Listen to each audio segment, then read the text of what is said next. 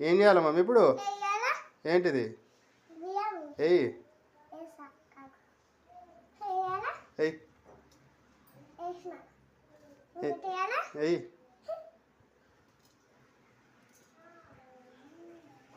నేను వేస్తా మొత్తం నేనా?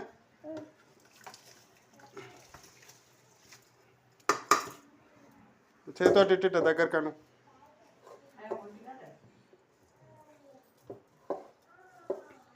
ఏం చేస్తున్నావు అని?